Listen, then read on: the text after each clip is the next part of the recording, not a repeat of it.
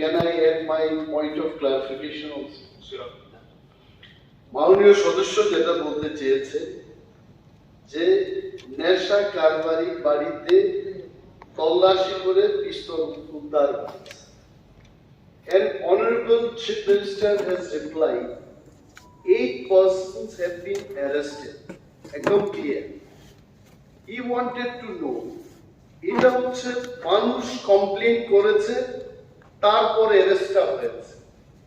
What about those নেশা কারবারি যারা এখনো যাদের বিরুদ্ধে মানুষ পুলিশের কাছে যেতে ভয় পাচ্ছে, যারা muscle power, money power, in some cases with political power, they are sitting and doing all this business.